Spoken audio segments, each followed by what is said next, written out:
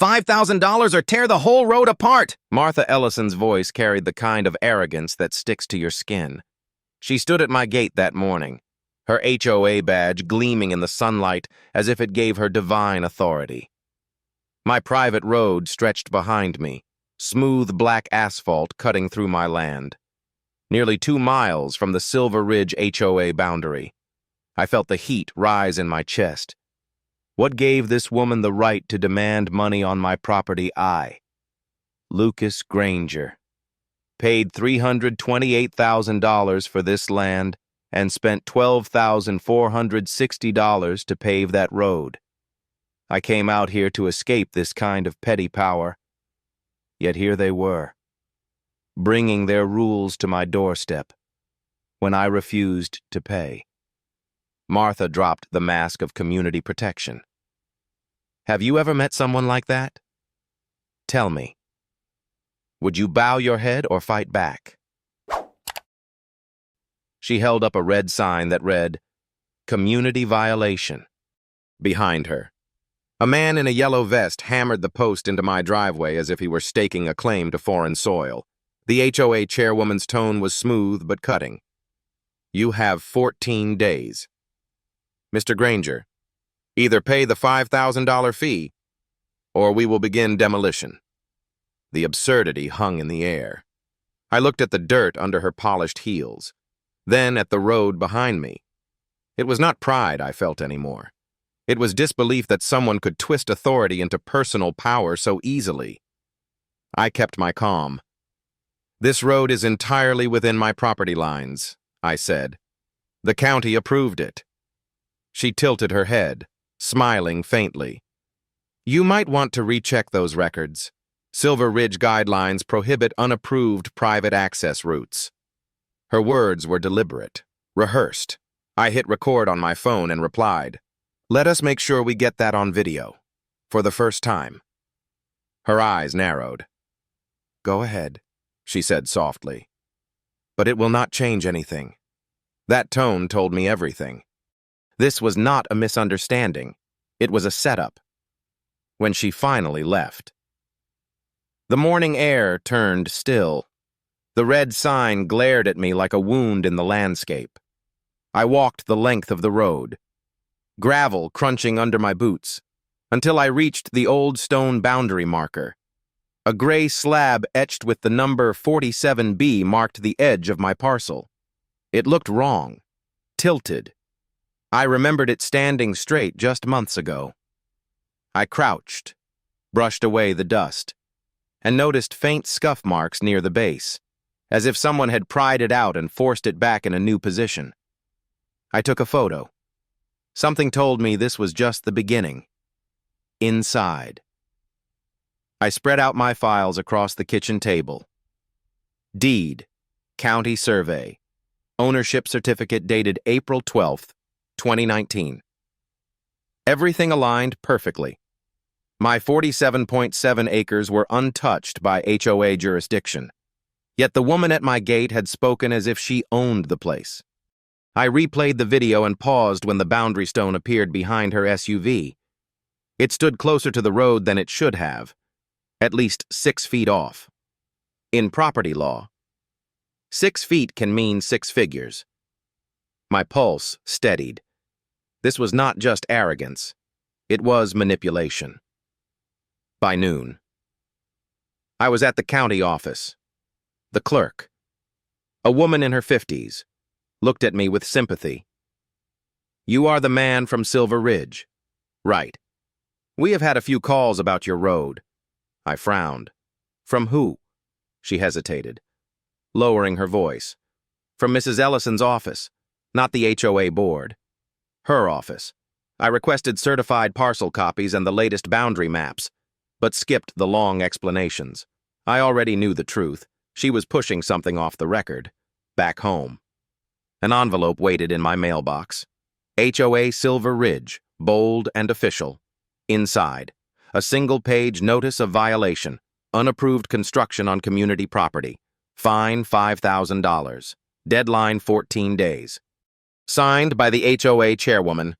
At the bottom, a faint watermark caught the light. Ellison Properties, LLC. My stomach dropped. That was not HOA stationery. It was her company's logo. She had a personal stake in this. Maybe the lots bordering my land were her next investment, and my private road was blocking access. Suddenly, her threats made perfect sense. I spent the rest of the day organizing everything: videos, emails, maps. My house became a war room. I labeled a folder, Evidence 1, and uploaded the footage from that morning. Outside, the sun dipped behind the ridge, painting the road gold for the first time. I noticed how quiet the land had become. It was not peace. It was the calm before confrontation. At exactly 10:15 p.m., a neighbor's email popped up. They did the same thing to the Petersons last year, claimed their private trail was HOA property. Stay alert. I stared at the screen, every suspicion hardening into certainty. This was not about rules or maintenance fees. It was a system of intimidation, and the HOA chairwoman, whatever her title, was profiting from it. I closed the laptop, looked out at the boundary line glowing under the motion light, and whispered, "Not this time. Tomorrow, the audit will begin." I was not planning to lose. Sleep refused to come that night. The red sign outside my gate burned in my thoughts, its message looping in Martha Ellison's voice by 6:30 a.m. I was already walking the property with a notebook in hand. The morning air was sharp, smelling of pine and damp soil. I stopped at the boundary stone, crouched, and studied the chipped edges. The base had been forced open, then shoved back into the ground at an angle. Someone had tried to move the truth by moving the stone. I photographed it, marked the coordinates, and wrote one clear line in my notes: a deliberate alteration. Inside. The house looked more like an operations desk than a home. Papers covered the dining table, layered maps, parcel certificates, and HOA letters. I played the recording from the previous day, freezing on the reflection in the SUV window. A man in a yellow vest was holding a tablet near the stone, scanning. It was no random worker. That detail, quiet but deliberate, changed everything. Whoever she had hired was documenting my boundary as if preparing for a claim. That was not the procedure. That was planning. At 9:15 a.m., I called the Lane County Survey Department. The clerk confirmed that the easement for Parcel 47B had expired on December 2021. Then she hesitated before adding that a community maintenance request had been filed for my parcel just 3 weeks ago, filed by the Silver Ridge Association. I thanked her, wrote the date in bold ink, and leaned back in my chair. That was the first official sign of intrusion. They were building a paper trail to justify control over land that was not theirs. I spent the afternoon verifying what truly mattered. The road measurements matched every approval document, and my GPS readings aligned within inches of the county data. I did not need to photograph every inch again. The facts were stable.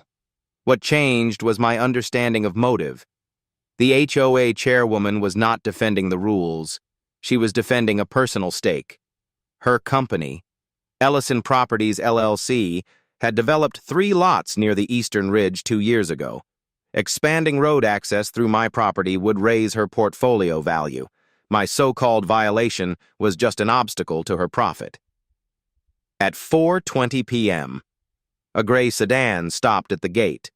The driver, a man with cautious eyes, handed me a folder and muttered, "From the HOA board." Inside were printed photos of my road, a notice demanding the gate removal, and a payment form linked to Ellison Properties, LLC. I stared at the company name until it blurred. The scheme was now in plain sight. She was using the HOA as her personal collection agency. I placed the folder on my desk, drew a slow breath, and let the anger settle into clarity. That night, I sent 3 messages, one to my attorney, one to the county land office, and one to a local journalist known for covering HOA corruption. I attached selected material: photos, voice clips, and the key documents. and titled the message Private Parcel Dispute, Silver Ridge. It was not emotional. It was methodical. I wanted the trail to start forming, this time on my terms. Later, at 8:45 p.m., I checked the security feed. The footage from the previous night caught her SUV parked near the boundary at 9:10 p.m. Headlights off, engine running, for nearly 3 minutes. She sat there, then turned around. No reason, no official purpose, just presence. She had come back to see what lines she had managed to shift. That image said more than any letter could. I saved it to a drive labeled Record 2 and stared at the screen until the clock hit 9. The house was quiet. Outside. The motion light flicked on and painted the gravel in silver. The calm felt deceptive. A pause before the next move. I knew what I was dealing with now, a person hiding greed behind governance. But I also knew what I had proof. Patience and the law. Tomorrow would not be about defending property. It would be about accountability. I closed my notebook, glanced once more at the road gleaming under the moonlight, and whispered, "Let us begin." The morning began before sunrise, the kind of quiet hour when even the house seemed to breathe more slowly. I brewed coffee, the sharp scent grounding me in focus, and sat at the table surrounded by paper, maps, and folders. The red sign outside glared through the kitchen window, its warning half-shadowed by mist. Yesterday's anger had cooled into precision. If they wanted to test the law, I would let the law speak for itself. This was no longer about emotion. It was about construction of strategy, of proof, of resolve. By 7:10 a.m., I had gathered every file that mattered. One folder now carried a simple label: Strategy. Inside. I arranged copies of my deed, the county survey, photographs of the boundary stone, and printouts of emails from the HOA office. Each document felt like a small piece of armor. I read the dates out loud, matching them to the timeline in my head. April 12th, 2019. Purchase complete. December 1st, 2021. Easement expired. February 3rd, 2024. Marker altered. It was all there. A quiet pattern of encroachment. The precision steadied me. The way blueprints had steadied me years ago when I was still designing infrastructure projects. The phone rang just after 9:30 a.m. It was Martin Hale, an old colleague who understood the language of boundaries better than most. I explained the situation. He listened carefully, then said, "Lucas, document everything, but keep it off public record for now. Some people manipulate filings to create legal confusion. Get an independent survey, and do not trust local contractors connected to her circle." His tone was calm, not fearful, just pragmatic. "You are dealing with a power game," he said, "not an error." The call ended, and I sat for a moment, realizing how strange it felt to prepare for a battle fought with paperwork instead of fists. By late morning, I walked the edge of the property again. Dew clung to the grass, catching the light like glass shards. The road stretched silently and flawlessly through the trees, a symbol of effort and ownership. Yet just beyond its beauty, I saw new tire marks pressed into the soil, deep and recent. The pattern was too wide for a car, likely a service truck, kneeling. I pressed my hand into the damp earth, feeling the cold moisture against my palm. They had been here within 24 hours. It was not fear that filled me, it was calculation. Each intrusion made their intentions clearer. They were preparing a move, one that depended on my silence. Inside, I arranged my notes into a condensed record.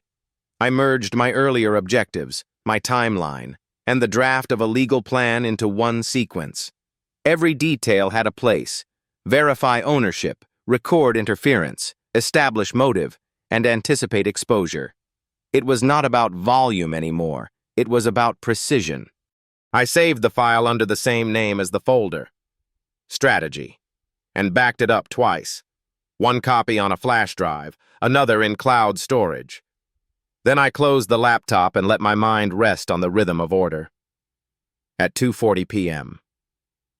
I drove into town to visit the county records office. The old brick building smelled faintly of dust and toner, the air thick with the hum of fluorescent lights. The clerk recognized my name immediately. Mr. Granger. Someone has been requesting data under your parcel ID, she said, lowering her voice. Most of the requests came from a corporate account. I asked to see the record. On the screen, her company's name appeared again and again beside mine. Logged in different weeks, the timing lined up perfectly with the changes to the boundary and the new violation letter. They were building justification in advance.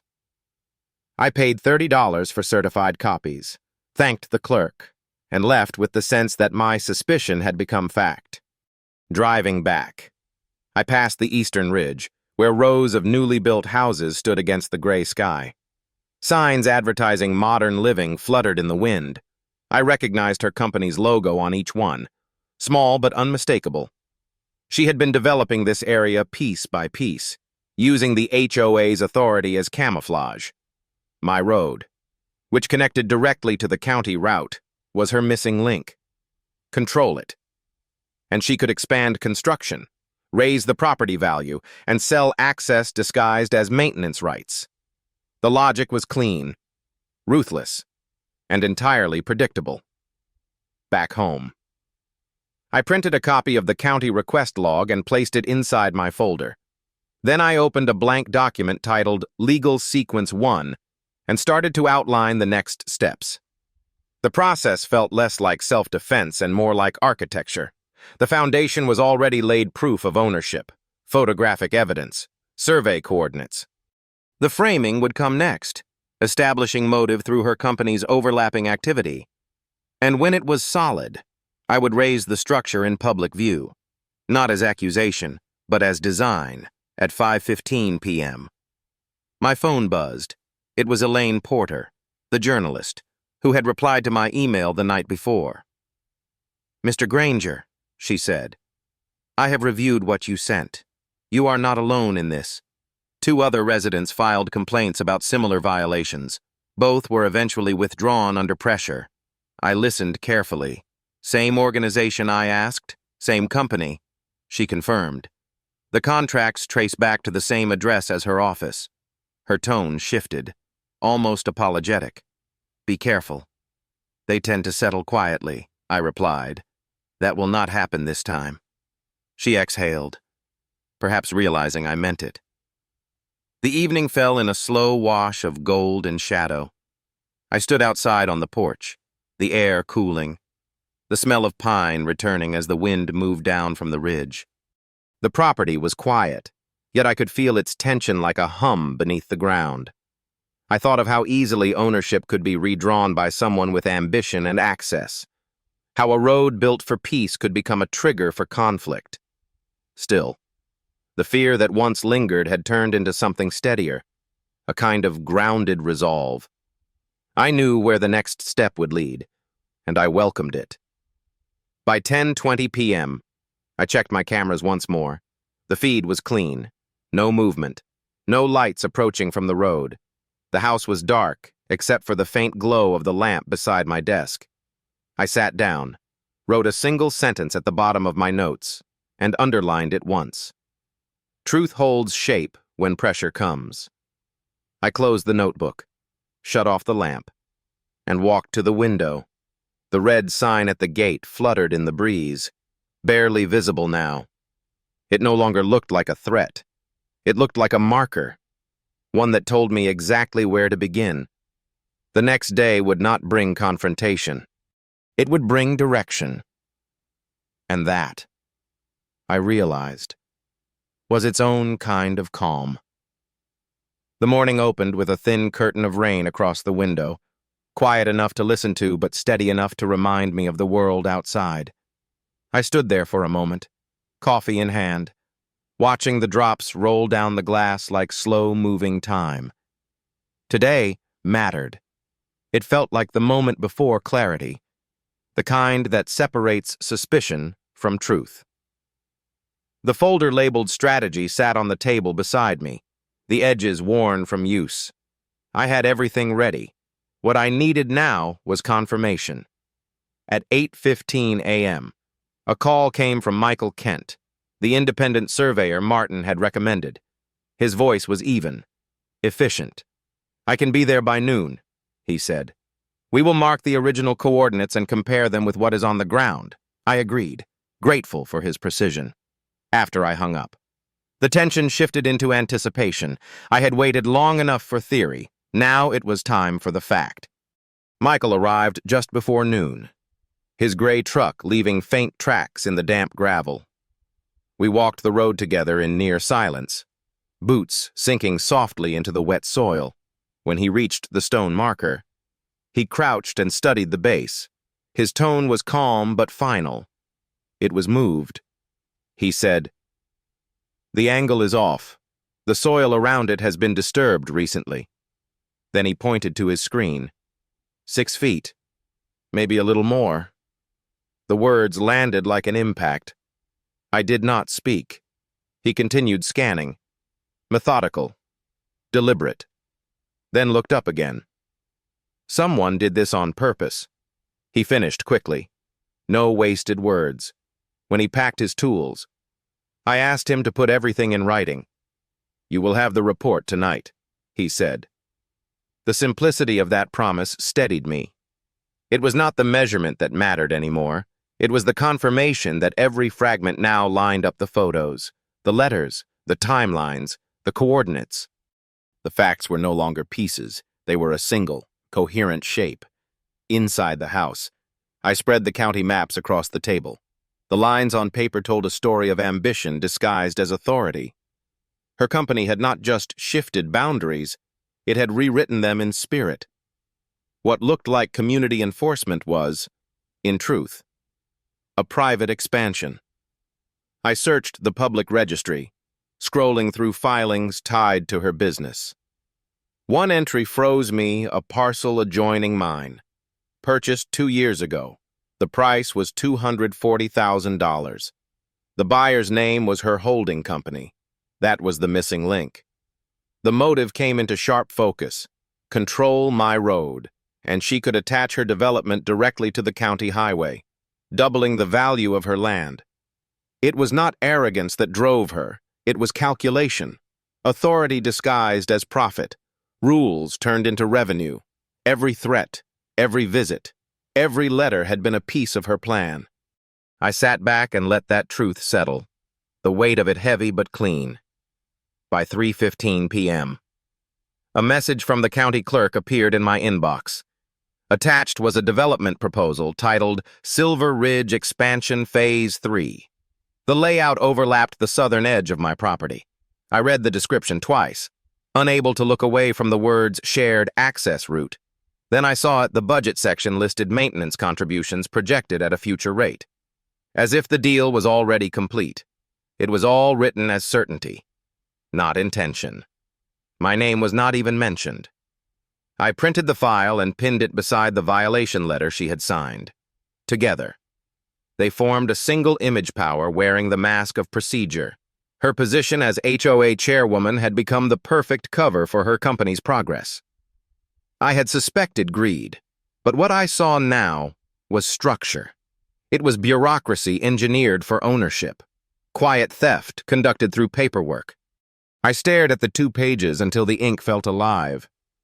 The house was silent.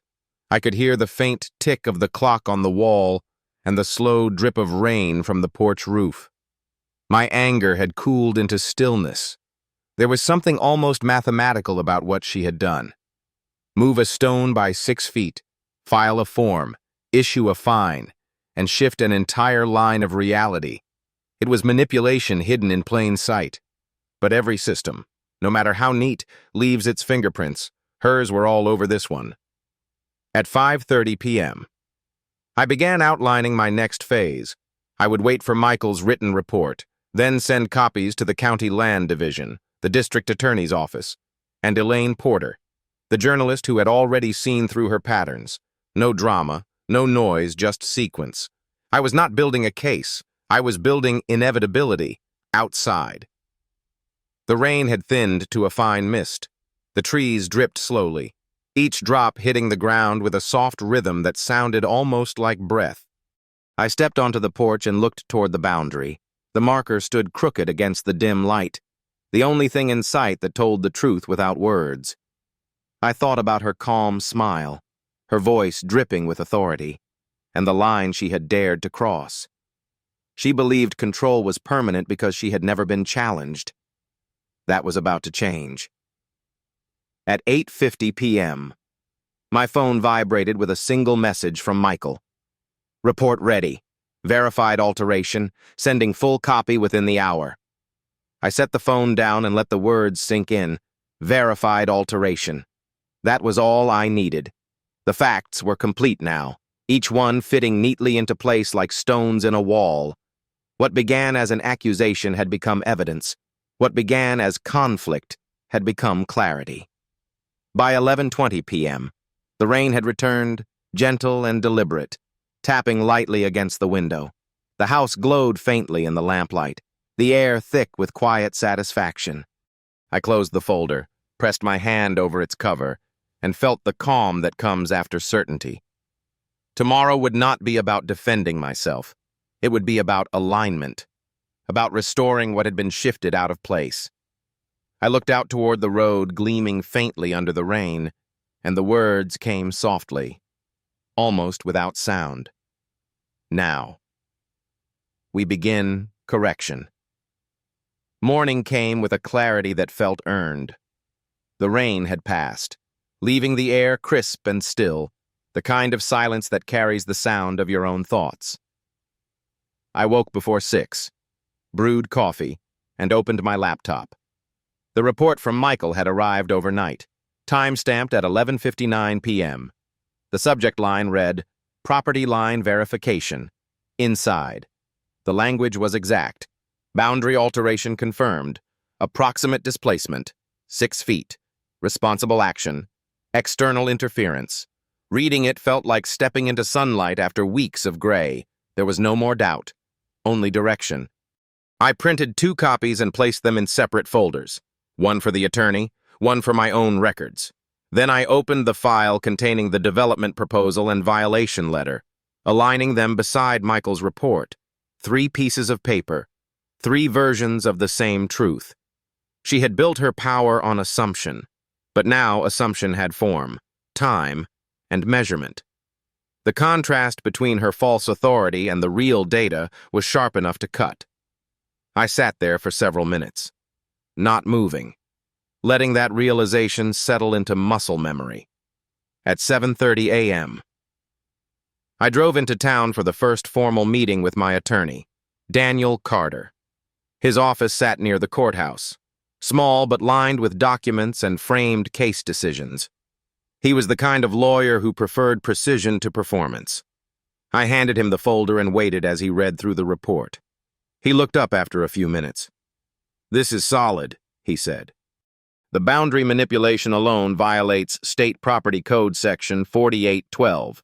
Combined with the HOA's misuse of authority, it becomes a civil fraud case."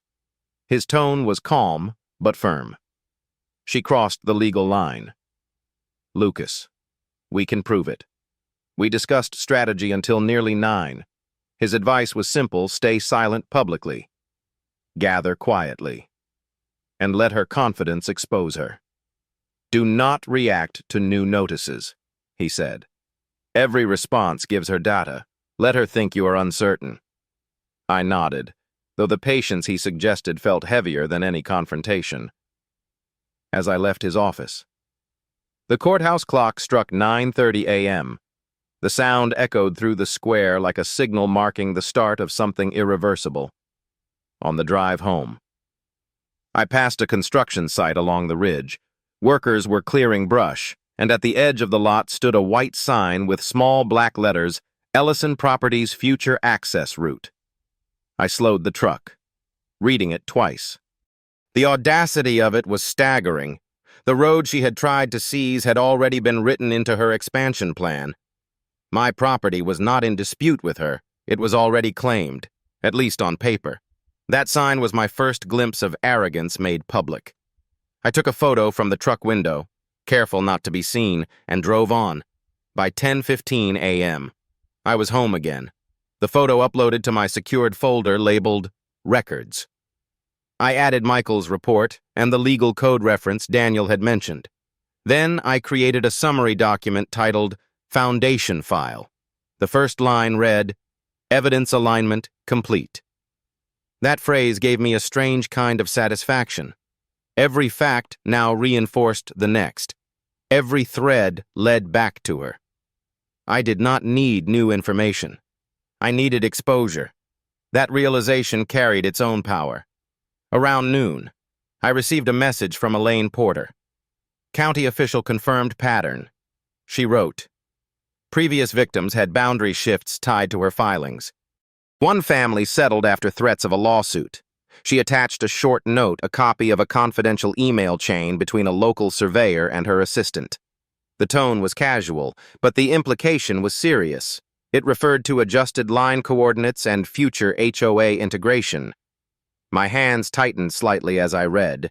That was my mini-twist, the confirmation that her manipulation was not isolated. It was systematic. The afternoon unfolded in silence. I reviewed every file, labeled each folder, and backed everything to a second drive. Around 3:20 p.m., I walked outside and followed the road down toward the boundary. The air was dry, warm, filled with the hum of insects. I stood where the marker leaned and imagined the invisible line running beneath my feet, the one she had tried to rewrite. For a long time, I said nothing. I wanted to remember this stillness, because soon it would not last. The truth was ready to move, and once released, it would not stop. At 4:45 p.m., a white SUV slowed near the gate. It was the same model she drove, though tinted dark enough that I could not see inside. The car idled for several seconds, then pulled away. I checked the camera feed an hour later, confirming the plate. It matched her vehicle. She was watching, testing how far I would go. The irony was sharp. She thought the silence meant surrender, not preparation. I saved the footage and added it to my archive. Each visit of hers became another record against her, another quiet misstep. By early evening, I organized everything into 3 layers of protection. 1, digital backups on cloud storage. 2, a printed set in a locked drawer. 3, a sealed envelope marked for Daniel in case anything happened to me or the files.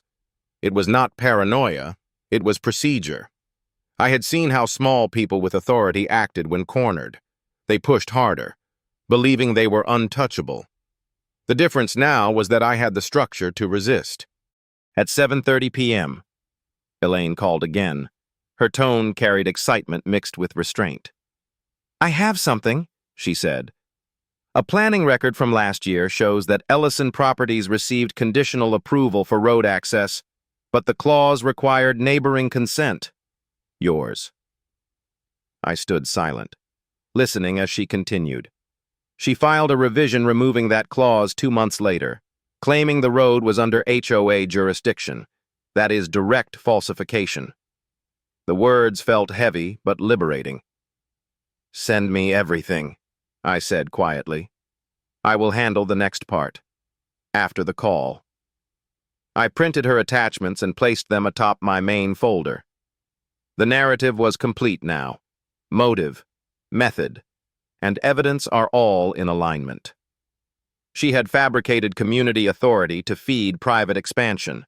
She had gambled on no one noticing. But I had noticed, and now the clock had turned against her. By 9:15 p.m., I sat outside beneath a clear sky.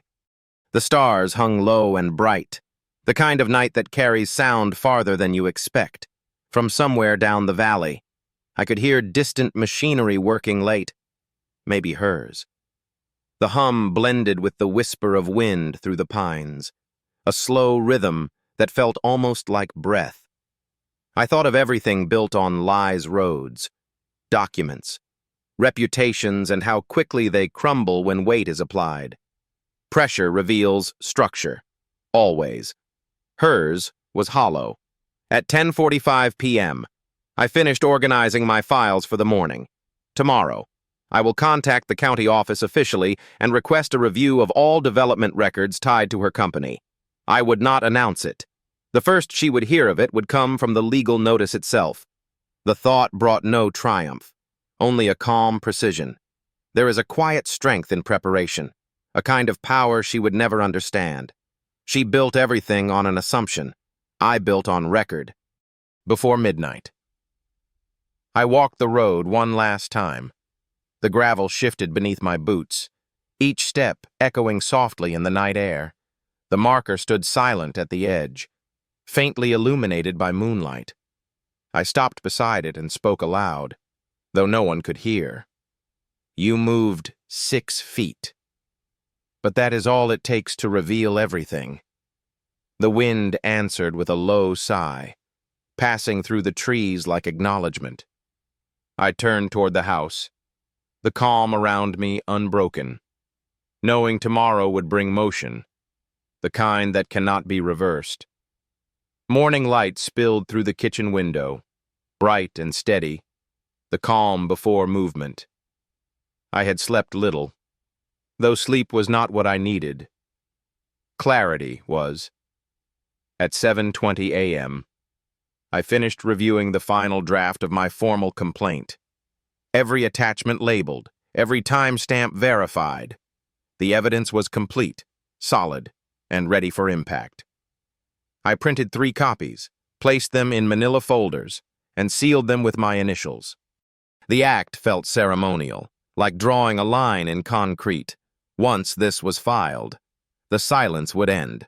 By 8:45 a.m., I drove to the county administration building, the same one where I had first searched for the permits weeks ago. The hallway smelled faintly of paper and dust, familiar in its bureaucracy. Elaine had arranged a meeting with a senior compliance officer named Robert Mathers. He greeted me with polite curiosity, the kind of tone that belongs to someone who has seen too many disputes over fences and trees. But when he saw the letters, the survey report, and the development plans, his expression shifted. He read quietly for several minutes, then looked up. "You understand what this implies," he said. "If this is accurate, it is not a dispute. It is a falsification of jurisdiction." His words landed cleanly. I nodded once. He began scanning copies into the county archive, marking each with official verification. The hum of the machine filled the room, steady and precise. I watched as my quiet work became part of the public record. Once entered, it could not be erased.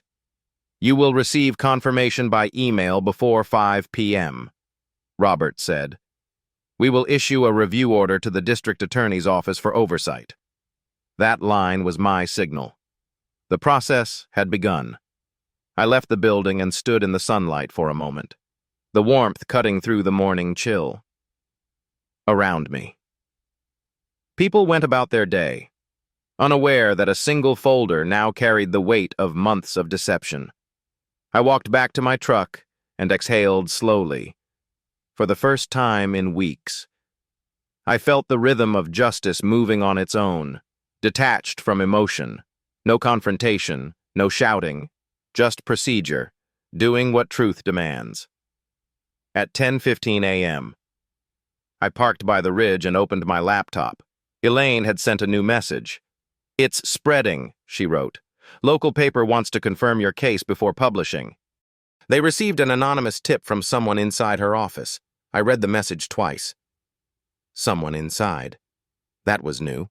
It meant the wall around her was cracking. I typed a short reply, "Let them verify first. The facts will speak." Then I closed the screen, knowing momentum was now irreversible. Around noon, a delivery van stopped at the end of my driveway. The driver carried a small brown envelope, addressed to me with no return name. Inside was a flash drive and a single printed note. The handwriting was careful, almost nervous. "You don't know me, but you are right." She changed the survey data on our office computer. "The copy on this drive proves it. Please protect the source." I stared at the words for a long moment, then set the paper aside. The quiet inside the house deepened. This was the second twist. Subtle but decisive. The truth had begun to surface from within her own circle. I connected the drive and opened the folder. Inside were two files, Survey Original, PDF and Survey Amended.pdf. The metadata showed identical creation dates, but the second file contained altered coordinates, shifting the boundary 6 feet north. I copied everything to my external backup, printed the key comparison pages, and labeled the folder Internal Evidence. It was the first time I felt that her control was truly unraveling. The system she had used to manipulate others was now producing evidence against her. By 2:45 p.m., Elaine called again. Her tone was sharper now, almost electric. "The county verification has triggered an internal audit," she said. "They are reviewing every permit her company filed in the last 3 years. I could hear the rustle of papers on her desk. "You just started a chain reaction. Lucas. They found multiple inconsistencies. I said nothing at first, then quietly. Good. Let the process breathe." The calm in my voice surprised even me. I was not celebrating. I was aligning. At 4 p.m., Robert Mathers emailed the official confirmation. The county had accepted my filing and assigned it to the Property Fraud Division. Attached was the audit authorization, stamped and dated. I printed it immediately and pinned it beside my desk. That small rectangle of paper meant more than any confrontation ever could. She would soon receive a copy, not from me, but from the authorities she had manipulated. That was poetic symmetry. Evening came slowly. At 6:30 p.m., I walked the road again, the gravel warm under the setting sun. Each footstep carried a quiet satisfaction, the kind that comes from precision meeting consequence. I could almost see her reaction, the disbelief, the attempt to regain control, the sudden realization that the silence she mocked had been a strategy. Somewhere, in her office. She was reading the same official notice that now hung on my wall, as twilight deepened. I sat on the porch, listening to the faint hum of crickets rise from the fields. My phone buzzed once more. A new message from an unknown number appeared. "You should have taken the offer. No name, no signature, just that sentence." I looked at it for a long moment, then pressed save. It was fear disguised as a threat, the sound of a losing player trying to bluff one more round. I archived it, added a timestamp, and placed the phone aside. Everything, even intimidation, became evidence now. By 9:20 p.m., the world outside had turned quiet. The documents were filed, the proof immutable, and the story already spreading beyond my reach. Tomorrow would not be about gathering anymore. It would be about exposure.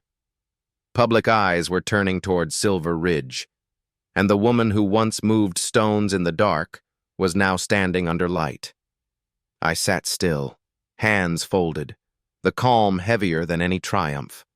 It was not over, but the direction was set. I whispered once, quietly, more to the night than to myself. Truth travels slow, but it never stops. The morning began with a faint vibration of tension that seemed to settle over everything. The sky was clear, sharp blue, the kind of day that reveals every detail.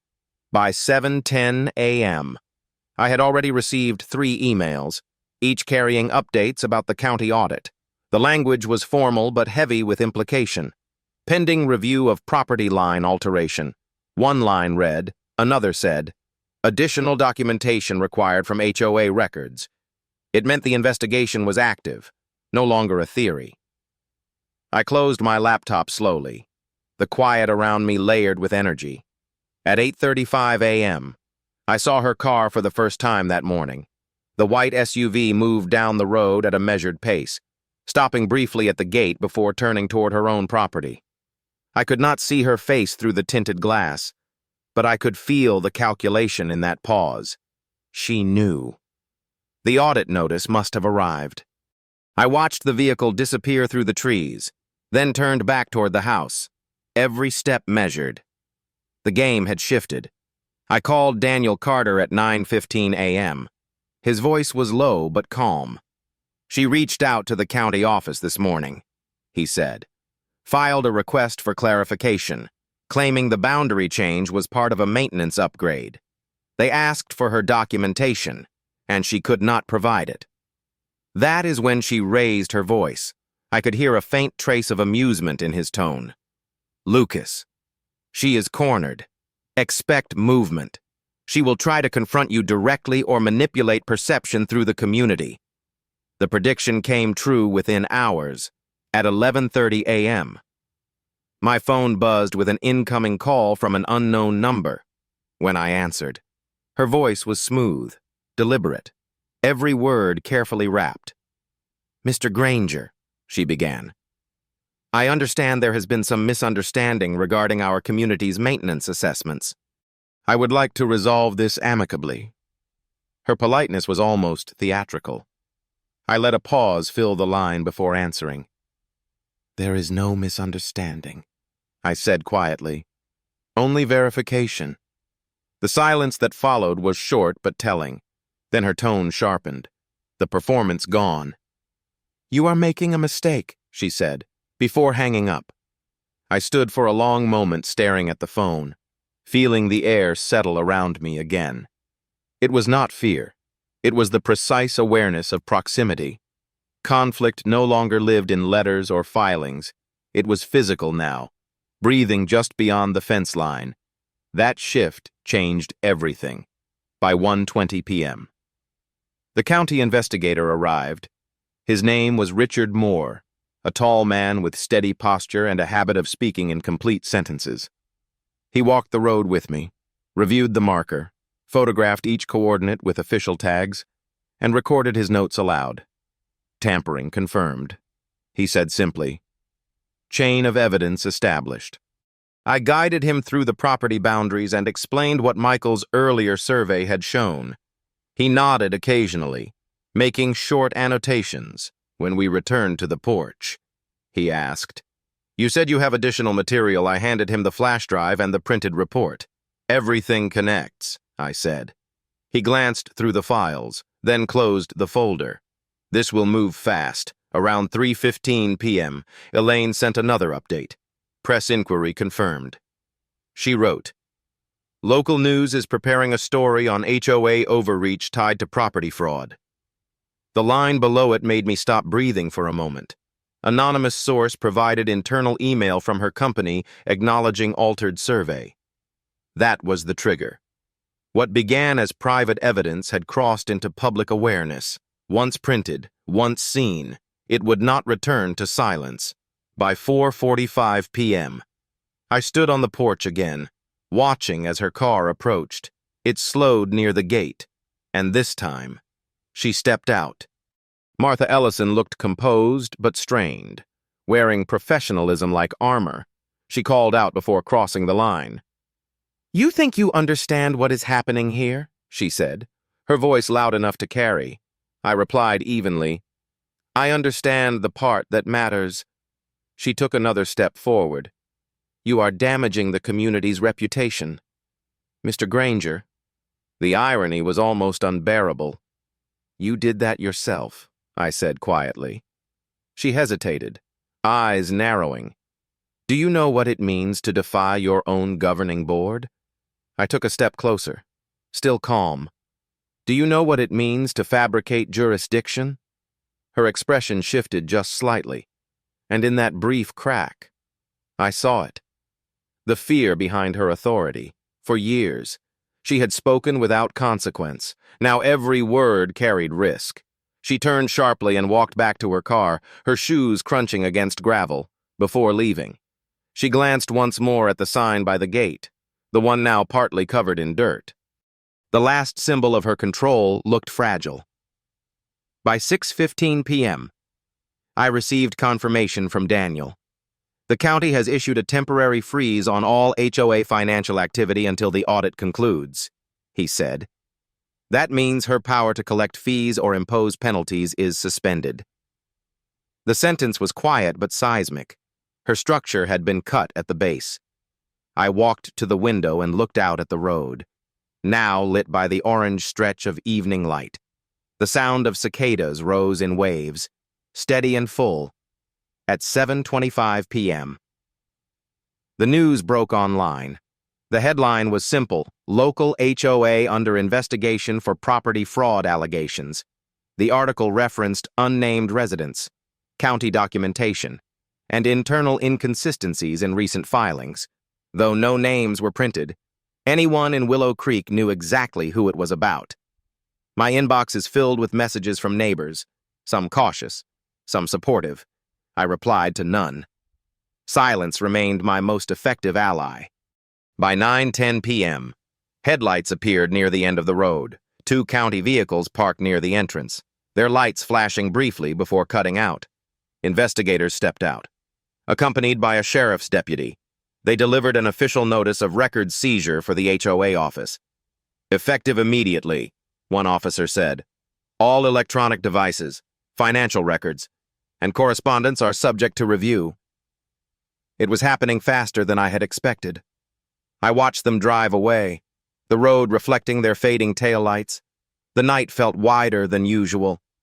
I sat by the open window, letting the cool air drift in, somewhere beyond the ridge. I imagined her pacing, trying to rewrite control in a language that no longer obeyed her.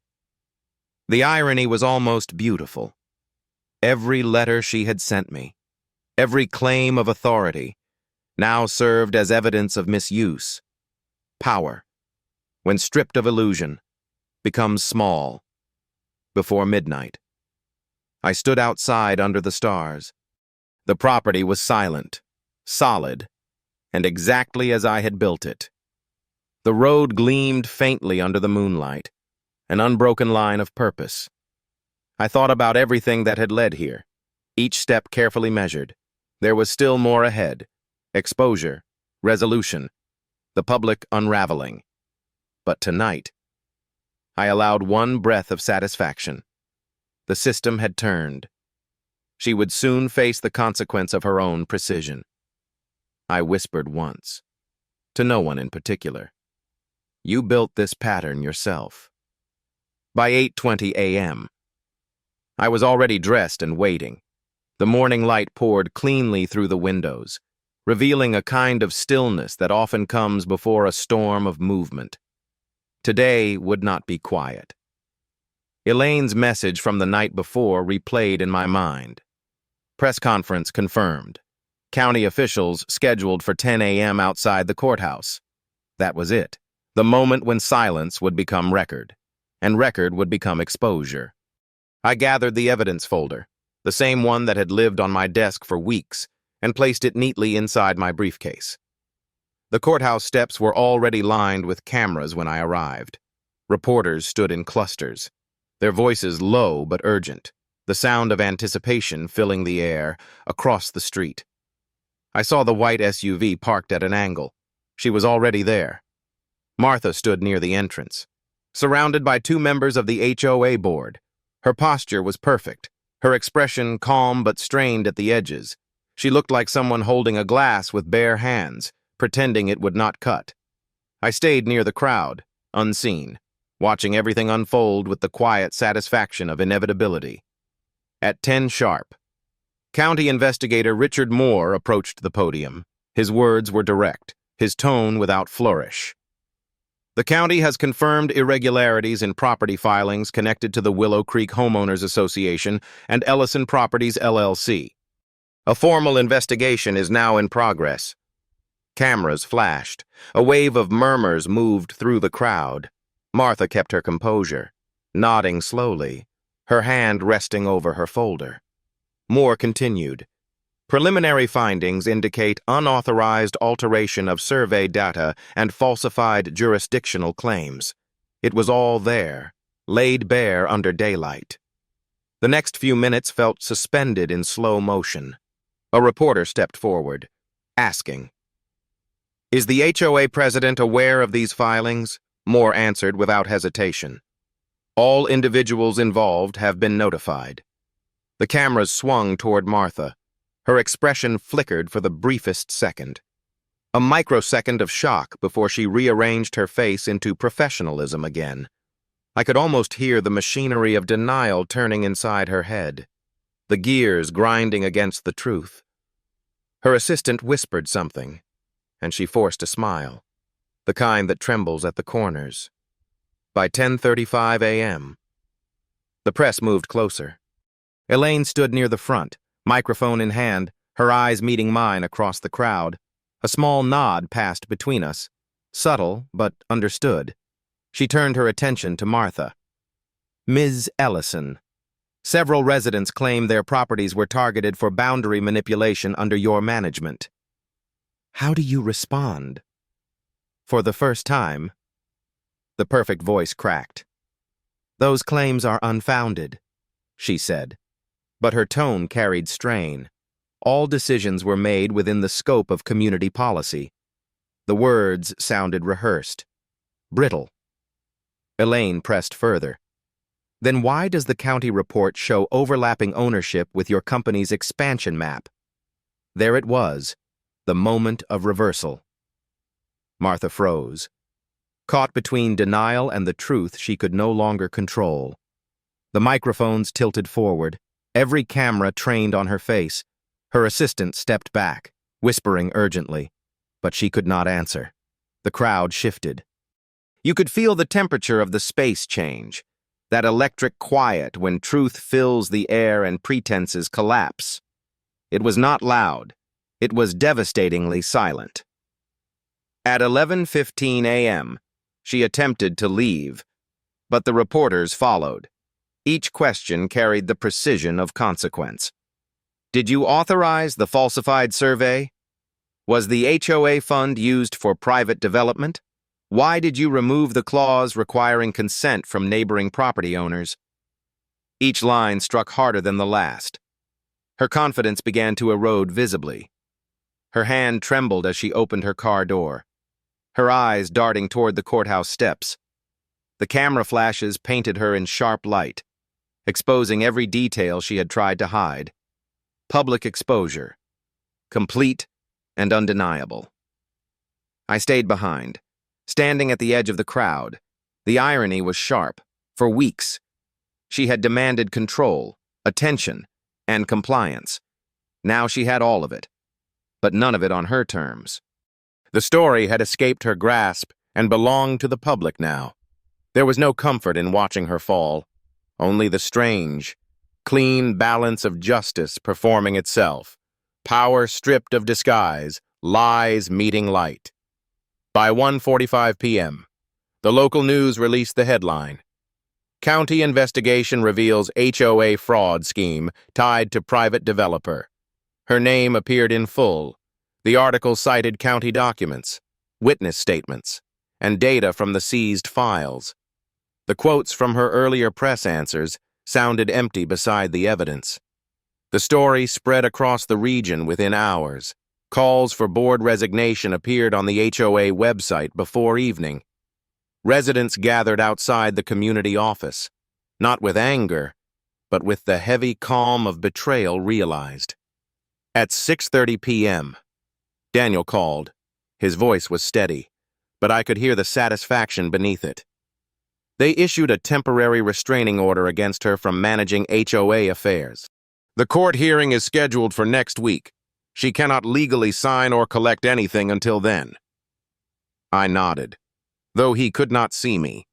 "It was always going to end this way," I said. He replied softly, "Yes, but few people see it through this far." His tone carried quiet respect, not celebration. We both knew what persistence costs. By 8:20 p.m., I returned home. The road was calm, the trees shifting gently under a rising wind. I parked, stepped out, and walked to the gate. The red sign that once carried her warning still leaned against the post, faded now, half buried in dust. I brushed my hand against it, feeling the rough metal beneath my fingers. It no longer looked like a threat or authority. It looked like evidence, silent and complete. Somewhere in the distance, I could hear a faint hum of voices from the community. People talking, sharing what they had learned, perhaps even realizing what silence can build when held long enough. Inside the house, I placed the briefcase on the table and opened the window. The night air carried the smell of rain again, light and cool. The storm had broken, not through force, but through sequence, through record, through patience, justice. I realized. Does not always roar. Sometimes it arrives quietly, in public, beneath the sound of cameras and truth spoken aloud. I turned off the lamp, looked out toward the road gleaming faintly under the moonlight, and whispered once. Now the truth stands where the lies once lived. The morning after the press conference felt lighter, though the air still carried a trace of static. I woke before 6, the kind of early hour where silence holds meaning. On the kitchen table lay the newspaper, folded neatly beside my coffee. Her name filled the second page, printed beneath the words, "Conflict of Interest under investigation." Reading it brought no satisfaction, only the sense of completion. But experience had taught me that endings rarely stay clean. There is always one last move waiting for someone desperate enough to try. By 8:20 a.m., Daniel called. His tone was precise, professional, but I could hear the subtle edge in it. "She filed a petition this morning," he said. "Her attorney is claiming that the alteration was a clerical error, not fraud. They are trying to delay the audit findings." I felt the words settle like a slow weight. "What are the odds it holds?" I asked. "Low," he said, "but it buys her time." Silence stretched between us for a moment before I said, "Then we move faster." He agreed quietly. "I already contacted the district attorney's office. They want the new evidence verified within 48 hours. The clock on the wall ticked steadily, each sound cutting the quiet into even segments. I opened my folder again, reviewing everything line by line. The flash drive, the printed comparison, the surveyor's statement, the county record. All aligned perfectly, each reinforcing the other. Still, I added one more verification layer. I called Michael, the independent surveyor.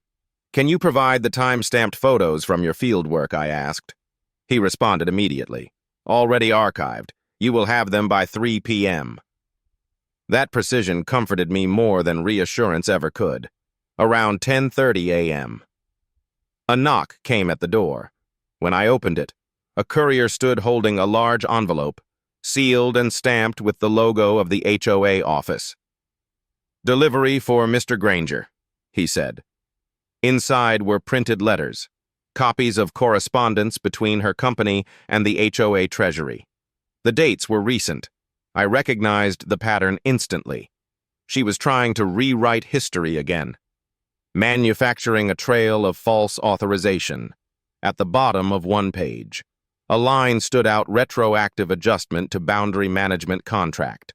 It was the same phrase she had used before, now recycled as a defense. The precision of her deceit would have been impressive if it were not so transparent. At noon, Elaine called. Her tone carried the sharpness of urgency. "Lucas, you need to see this," she said. "Her attorney just released a public statement claiming your road violated community access rights. They are attempting to reverse the narrative, painting you as the aggressor." For a moment, I said nothing. The words felt almost comical in their desperation. "Let them," I said finally. "Every accusation will expose its own contradiction." She paused. "You are sure?" I answered softly. "Truth doesn't panic." "Elaine, only guilt does. By 2:10 p.m. Michael's photos arrived, each one geotagged with time and coordinate stamps. One image captured her assistant near the marker, bending down with measuring tools, time-stamped 2 weeks before the violation notice had been sent. The metadata matched perfectly. It was the missing piece, the moment of direct involvement. I printed the sequence, arranged them chronologically, and attached them to the report for the district attorney. The folder had grown thick now, a physical weight of evidence too heavy to ignore. At 4:30 p.m., Daniel confirmed submission. "They have it," he said. "This is the final round before charges are filed." His tone was steady, but beneath it I could sense fatigue. We had been moving within the law's structure for months. One careful step at a time, each decision deliberate. I thanked him quietly. He said, "Be cautious tonight. People under investigation act unpredictably when cornered." His warning lingered longer than I wanted it to. That evening, the air carried a strange stillness, the kind that feels both calm and alert. Around 7:40 p.m., I noticed headlights slowing near the gate. The vehicle stopped, engine idling. Through the window, I recognized her figure, motionless behind the wheel. She sat there for a long moment before stepping out. The sound of her shoes on gravel carried across the distance. She looked toward the road, then at the house, her expression unreadable. Finally, she spoke, her voice brittle but steady. "You think you have won," she said. I opened the door slowly, stepping onto the porch. "This was never a contest," I replied. "It was a correction." She took a few steps closer, staying just short of the fence line. "You will regret this," she said. "You have turned the community against itself." I studied her face in the fading light. "No," I said calmly. I turned the mirror toward the truth. It was already cracked. For a brief second. Her composure wavered. Then she turned and walked back to her car without another word. The engine roared to life, tires throwing gravel as she drove away into the darkening road. By 9:30 p.m., I sat alone on the porch, the night air cool against my skin. The confrontation felt final, not because of what was said, but because of what remained unsaid. Her voice carried no conviction anymore, only exhaustion. She had built her power on perception, and perception had turned. I looked down the road, the faint shimmer of moonlight tracing its curve through the trees. That road had started as labor, then conflict, and now stood as quiet proof of endurance. Inside. I checked my email one last time. A message from the district attorney's office waited. Evidence package received. Preliminary review confirms grounds for formal charges. The line was simple, unemotional, but it carried more weight than any verdict. It meant the process was no longer in my hands. The system had taken over. I closed the laptop, stood, and walked to the window. Outside. The land looked still, the boundary marker visible under the faint glow of the porch light. I whispered to it as if it were a witness. "You are back where you belong, by 10:45 p.m. The house was silent again. The air smelled faintly of rain and pine. I leaned against the doorway, feeling the solid frame beneath my hand. Every fight leaves a mark, not always visible, but always remembered. Tomorrow would bring headlines, hearings, and more noise. But tonight, there was peace in the simple geometry of justice taking shape. No victory speech, no celebration, only quiet certainty that balance, once restored, does not need applause. I turned off the lights, letting the dark settle naturally, and thought to myself, truth endures. That is enough. Morning arrived clear and quiet, the kind of stillness that follows a long storm. I stood by the window, watching sunlight break across the gravel road. The surface shimmered faintly, the marks of construction blending with the shape of endurance. That road had been argument, proof, and battle. Yet now it looked ordinary again, almost humble. Sometimes victory hides in the simplest image.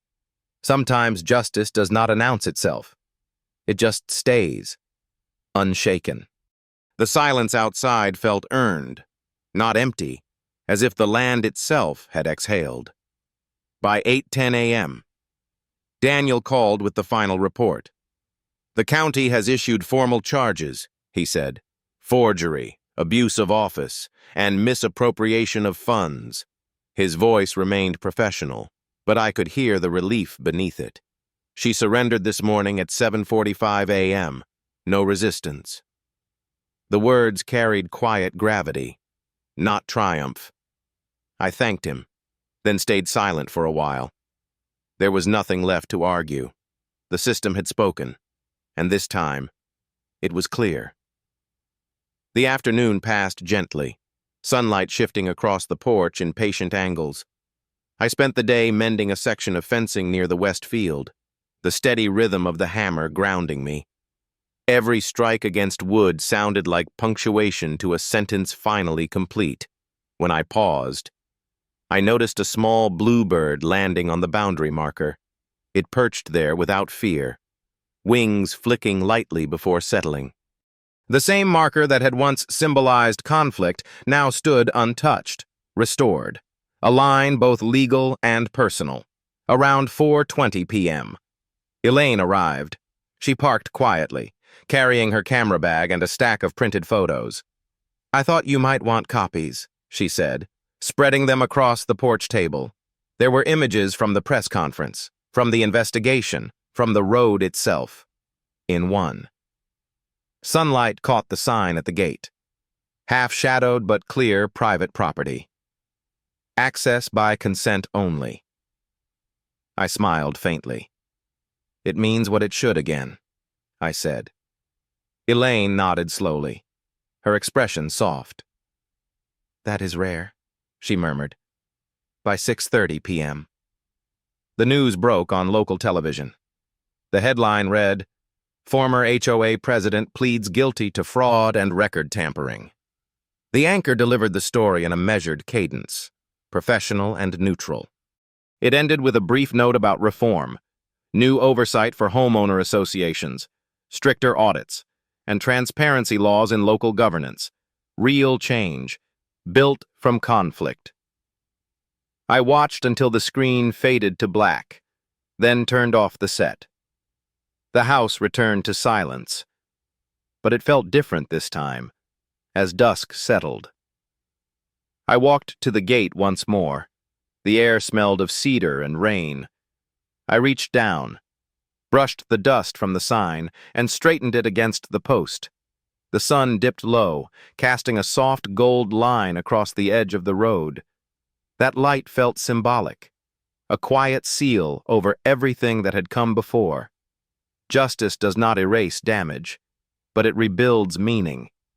In that moment, the land, the law, and my own conscience finally stood on level ground, standing there. I thought of all the people who had faced quiet oppression, residents told to obey rules that were never theirs.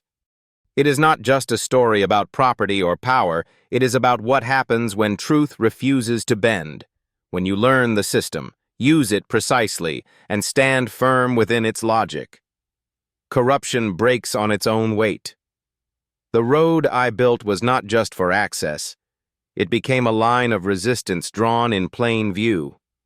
A reminder that order means nothing without honesty. Now, when I walk that road at twilight, I no longer see conflict. I see purpose. The gravel crunches underfoot. The air feels open, and the world is balanced again.